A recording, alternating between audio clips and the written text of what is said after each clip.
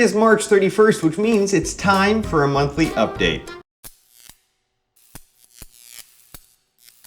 Hey, my name's Ben Price. Thanks so much for joining me again for another monthly update. This one for the month of March, which was an exceptionally exciting month, and I can't wait to share everything that went on from traveling to Japan to my grandma visiting me here to shows in Vancouver. So without further ado, let's jump into it. Tori and I traveled to Japan, and Japan was an easy pick for choosing a destination for us to travel to this year because it was at the top of both of our travel bucket lists. The number one for me is Peru, which we are planning for maybe next year, maybe the year after. But Japan was a close second, and for her, it was the top travel destination. So we had an easy choice there. We had an exceptionally good time, and I can't go over everything we did because we spent 2 weeks traveling the country from Tokyo to, let me get this right, Tokyo to Mount Fuji to Kyoto, from Kyoto to Hakone, from Hakone back to Tokyo.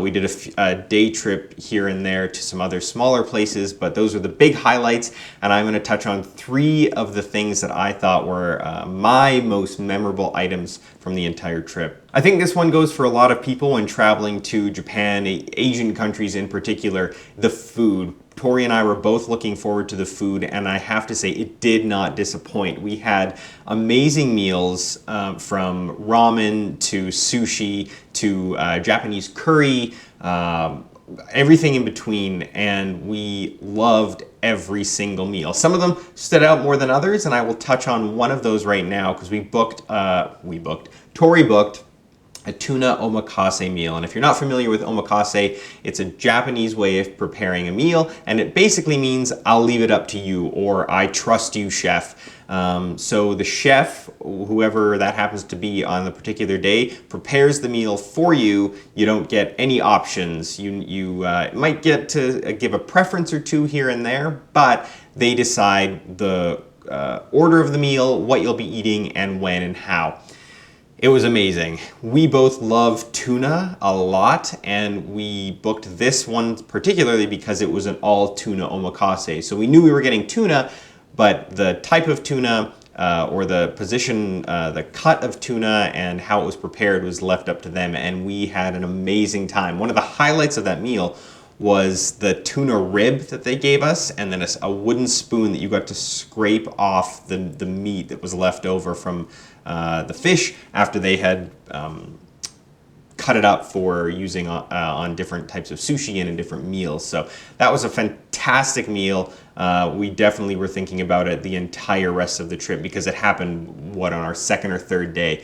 So we kept coming back to that as one of our favorite meals. Also, a little honorable mention here, while we were walking around Shibuya Crossing, we were stopped by this gentleman who turns out had a YouTube channel where he takes foreigners for a Japanese meal. This was also, we said yes, and we also got to go for another omakase meal. Very different, but he will be putting out his own video on this on YouTube, so I will share that. I won't talk too much about it here. I hope to do a little secondary video on it as well, but there will be an entire video, like a 30 to 40 minute video of Tori and I having a delicious omakase meal, free of charge, thanks to Taro, who happened to live in Vancouver for, I think, I'm gonna get this wrong, but I feel like it was like 10 to 15 years working at restaurants. He also had, his parents also had a restaurant in Cochrane. It was insane the amount of overlap that we had because Tori and I both lived in Vancouver. We now live in Calgary, obviously, and Cochrane is 40 minutes from here. So it was kind of interesting to hear. They all now live back in Tokyo and in Japan, but it was very interesting bumping into him, or him bumping into us, and we having all of these overlap. Another one of the highlights for me was the temples and shrines that we were able to visit. Obviously, Japan is chock full of temples and shrines, but we visited a handful of them, and I loved every single one for multiple different reasons. Every one kind of had this unique feel to it, had its own little niche thing going on with it, and I loved seeing how all of those worked. Two of my favorites, the Sensoji Temple in Tokyo. It is Tokyo's oldest temple, and it is its most significant. It's massive in scale. There is the initial gate that you enter through at the very beginning of this long walkway where there is now a market running down the sides, and then you reach the temple. It's just so grand and so amazing and so colorful. It was really interesting to see. We were really lucky because we were there at 6:30 in the morning. We got going in Japan. We did about, I don't know, 25,000 steps on average a day. Started at 6:30 at this temple, and we were one of maybe 100 people, 150 people, which, to put that into scale, when we came back to Tokyo at the end of our trip, we went back to this temple because there was a food item that Tori really enjoyed there that she had on our first day. She craved it through the entire trip, and we went back to get her another one.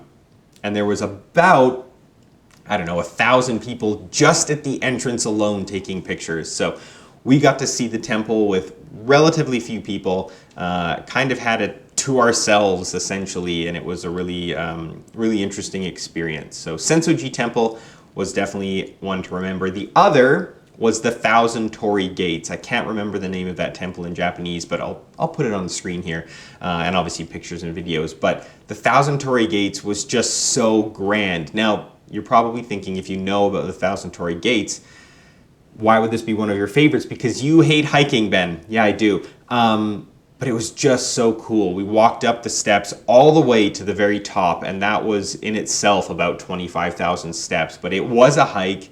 But while you're hiking, you're walking through all of these gates. And I do have to say, I think it's been a while from when they named the temple the Thousand Torii Gates. I don't think they've done an updated count because there was far more than 1,000 gates that we walked through. But I digress. It was an amazing experience. Tori obviously loved this temple a lot too because she kept saying it was named after her. So she enjoyed it. I enjoyed it a lot. And those two temples really stood out for me as two of the highlights of the sightseeing that we did. My third and final highlight is kind of two highlights in one, but the animals that we were able to see.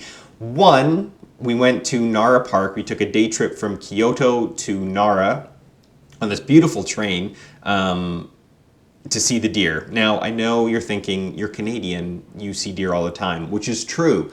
However, the deer in Nara Park bow. They bow to you. If you bow, they will bow back, and they are doing this because they have obviously been conditioned to do this for a treat cracker, but it's still an amazing experience. I didn't believe it. I saw videos of it, and I thought, you know, someone standing off screen with the cracker making them bow, but they do it on their own. Some of them will wait for you to do it, and then they will bow back. Others will come up to you and just start bowing because they know that's what you want to see in order to get a cracker. But I was in heaven because I love animals. I love interacting with animals. You could pet the deer. They are wild animals, so you pet them at your own risk. But I did pet a few of the deer, fed a lot of the deer. I have to say, probably 6 of the best dollars I've ever spent in my entire life. Animal number 2 were the snow monkeys that we got to see traveling up the mountain from Tokyo. It was too warm for them to be in the hot spring. These are the famous monkeys you see sitting in the hot spring in the snow, but it was too warm for that. However, it was still an amazing experience to see them interacting with one another, moving in and around you, having a drink from the hot spring, which was very interesting. Our tour guide also pointed this out, that she mentioned one of the only animals that she knows of that will actively drink a hot liquid.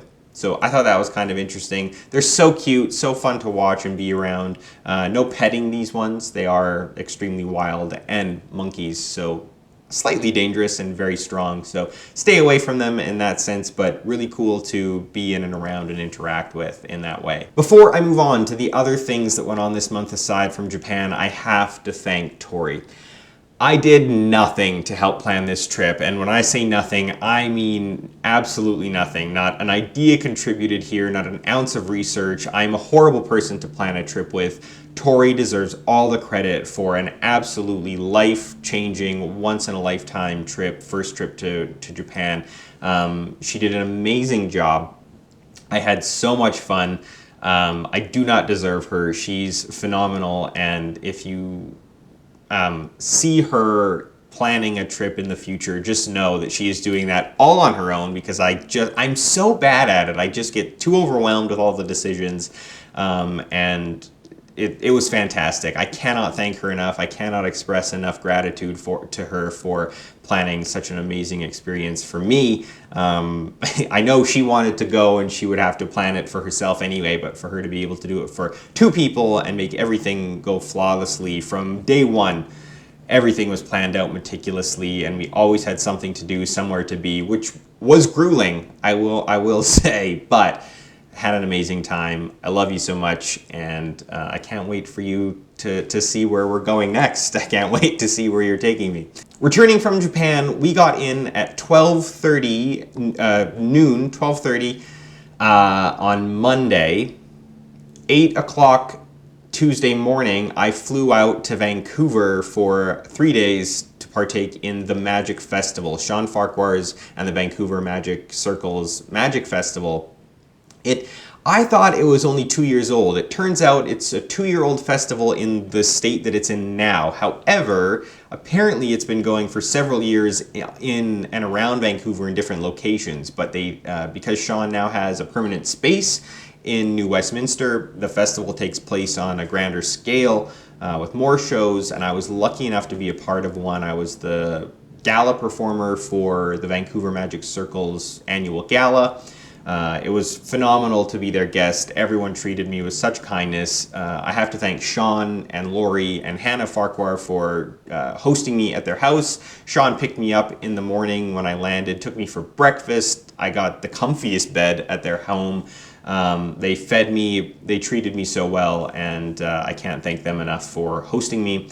I have to thank Simon, the Magic Circle's newly elected president, and the Vancouver Magic Circle members for having me out to their gala, and to Sean for planning the festival. Alex, Xander, and Billy Shui for inviting me to see the Cabaret of Wonders at Hidden Wonders Speakeasy Magic Experience in New West. I got to see their show the night that I arrived, which was a phenomenal show. A huge congratulations to Billy. Billy Shui will be, appearing on Fool Us on April 4th. So if you get Fool Us or you see Fool Us, take a look at Billy's performance. We don't know how it turned out yet, obviously, because it hasn't aired, but he knows how it turned out. I'm looking forward to seeing how that goes. Congratulations either way. 2, he will also be representing Canada at FISM, the Fédération Internationale Société de Magiques. Basically, it is the Magic Olympics, and Billy will be competing in a few different categories for stage performance, I believe, and for invention. He has his own invention, which you can see on Fool Us if you watch on April 4th. It's a phenomenal effect. I saw it at the show, and it blew me away. So congratulations to Billy, and go Canada. The Vancouver show went phenomenally. It was a sold-out show. 10 of those audience members were family members. It was really nice to see them out. I used to live in Vancouver. I went to school out there, and I lived with Cindy, my mom's cousin, my grandma's sister's daughter, my Auntie Vicky, who was at the show and 2 days prior turned 97. So happy birthday to her, and thanks to everyone for coming out. It was a bit of a surprise. I had known that Cindy and my aunt were coming to the show. I didn't know until the night of that everyone was coming to the show, so it was so nice to see them all. I haven't seen them all in a long time. But the show was a success. I think everyone enjoyed it. I enjoyed performing it, and I look forward to returning to Vancouver to partake in shows or just see some of the other performers that I didn't get a chance to see do their thing. I did get to see my grandma in March, and normally I am traveling down to Lethbridge to visit her between contracts. However, this time she came up to see me. Kind of. So she had an eye appointment in Calgary with a specialist, and after that they came over to my apartment. We had a little pizza dinner, spent some time together. I got her an elephant ear, or a beaver tail, I guess as we call them. The beaver tail shop opened just near my apartment here. Famous Canadian chain. It was delicious. She had a beaver tail. She enjoyed that. And then we sent them on their way. My mom, my sister, and my grandma were all here for the evening. So it was nice to see them. Speaking of my mom, I have to wish her and my dad a happy 30th anniversary. I will be 31 in May. They have been married for 30 years. Something not adding up there, but happy anniversary to those two. And with that, brings us to the end of a very exciting month. I look back on all of these things very fondly while writing the list of things to talk about. I had an amazing March. I am now getting ready for what will be a grueling next couple of months because I am starting on ships and I won't stop those ships until December. So, I look forward to all of the upcoming events. I hope you do as well. Please come back, see the next monthly update. And I know I've said this before, but I do hope to start putting out other videos aside from these monthly updates. Stay tuned for those. I'm going to do my best. I've got a lot of footage from Japan. I've got a lot of footage from ships. I hope to compile those into something interesting that you will find fun to watch. Until then, stay happy, stay healthy, and I will see you next month.